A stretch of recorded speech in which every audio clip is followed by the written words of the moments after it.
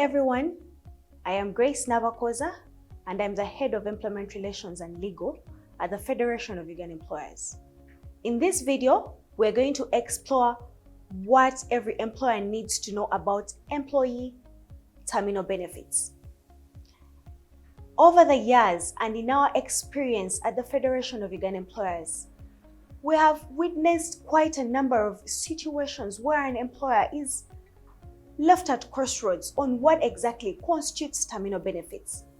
So in here, we're going to be talking about what are some of those terminal benefits and must you give those terminal benefits as an employer.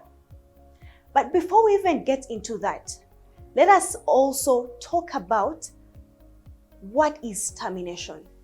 Okay, now when we say termination, it means the employer and the employee are going their separate ways, having entered into this employment relationship.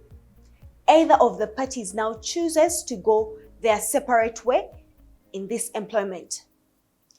What is more important then for you as an employer is what is this employee supposed to go away with? Some of these terminal benefits are exit benefits. This is what the employee is entitled to at the time when they are leaving their employment with you as an employer. The most important thing as an employer is to ensure that you have put the termination in writing. And when we say in writing, in that same letter that is specifying you are terminated, you will also specify some of these terminal benefits. The terminal benefits can be found in the Employment Act of 2006, but also can be found in your terms and conditions of service, or what most employers call their Human Resource Policy and Procedures Manual.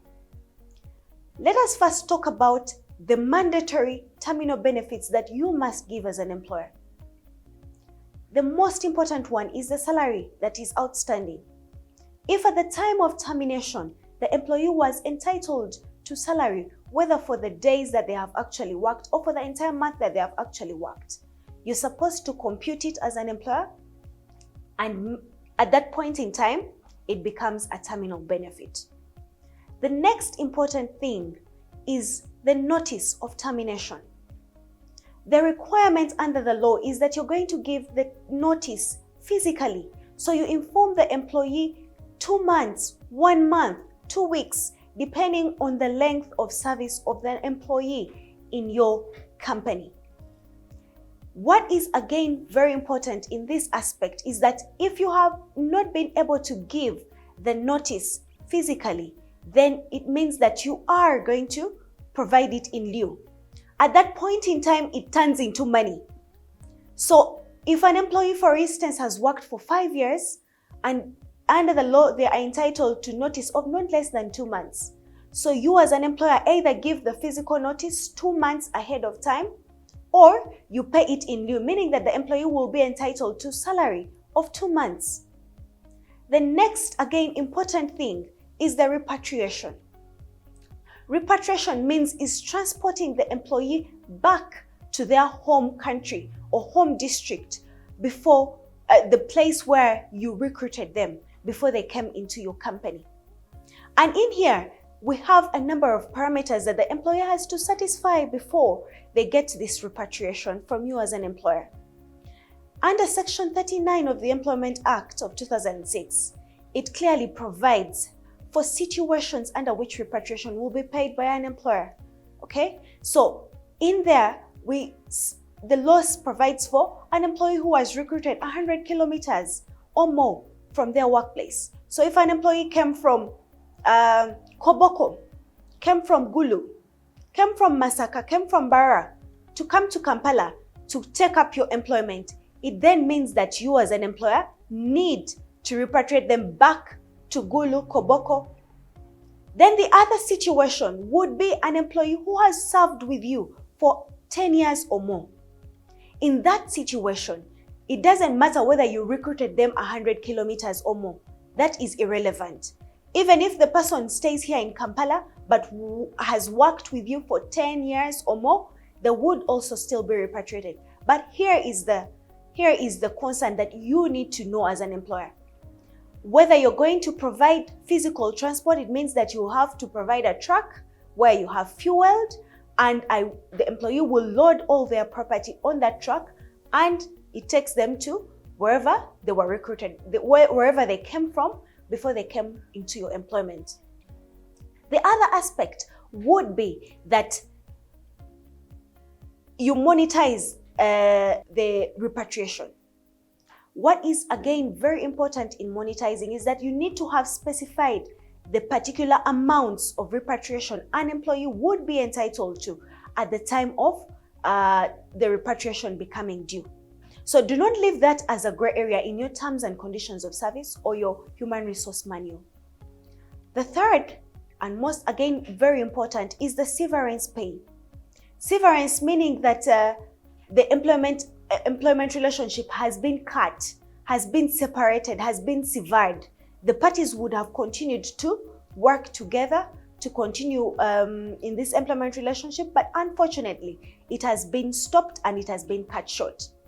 So you as an employer need to note also the circumstances mentioned in Section 87 of the Employment Act 2006. Under those situations, they provide for an employer or an employee who terminates the employment relationship due to medical incapacity, not occasioned by anyone's willful misconduct. An employee who dies in the service of an employer. Okay, but again, I implore you to go back and read that Section 87 to understand better those circumstances. So where an employment relationship, for example, has been terminated, where an employee has died, okay, it would mean that in next of kin or the person who produces the letters of administration would then be paid or would be then be given this severance allowance. But again, the most important thing for you as an employer is to ensure that this severance allowance is properly captured in the employment, in your human resource manual or your terms and conditions of service. Because we have seen so many situations where an employer is required to pay this severance, but does not know how it's even going to be calculated.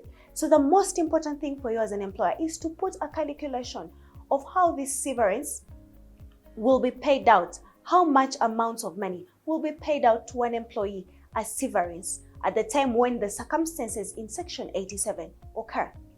Those are some of the mandatory terminal benefits, but depending again on the circumstances that I've highlighted either in Section 39 or Section 87 respectively. Even at the time of termination, you will realize that you as an employer have some of the employees or that employee being terminated has not taken their annual leave. So you're required to compensate. In other words, you're supposed to monetize this annual leave not taken. You have to be very cautious because some of the employees carry forward year after year. So you have to put a cap on these carry forwards of annual leave, but in the particular year when the termination takes effect, you are supposed to compensate this employee who has not actually taken those annual leave days, but they actually earned those particular annual leave days that you're going to compensate. So in other words, you will monetize the provided annual leave days. Those are some of the key mandatory terminal benefits that you must give to employees at the time of termination. But well, there's some other employers who have gone ahead to provide for other terminal benefits to employees at the time of exit. Some employers have gone ahead to give gratuity. Gratuity means that thank you very much for working for me for this period of time. And those employers in their respective terms and conditions of service have also specified how much of it am I going to be giving to this employee as gratuity. So they put down formulas, they put down calculations, and they put also down circumstances. For example, by practice, an employee who has been dismissed or who has been terminated for gross misconduct then loses their right to get gratuity. But in all other situations of termination, employers have been giving gratuity. There are also other employers at the time of retirement, when an employee attains retirement age. Then they also give a retirement package. But also again in the terms and conditions of service, they specify what the retirement package is going to be. Either it will be a tangible item or items, or it will be a cash, a retirement package. Others have also gone ahead to give certificates of service. When you look at the law, it says that you will give a certificate of service if an employee requests for it. But as good practice, it is always out of goodwill that you give a certificate of service to an employee who has worked with you, whether they have requested for it or not. So, the other most important that we have seen employers providing for is the long service award.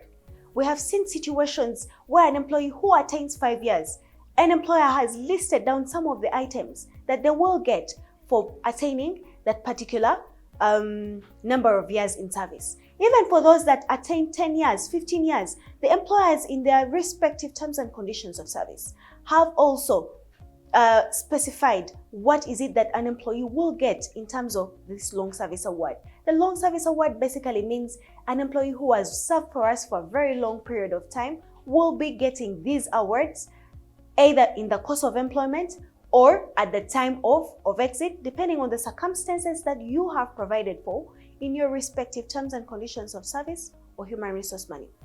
Well, we will never exhaust the list, but at least we believe that you now have enough or reasonable understanding of what employee terminal benefits are and what are some of those key terminal benefits that you as an employer need to know at your respective workplace.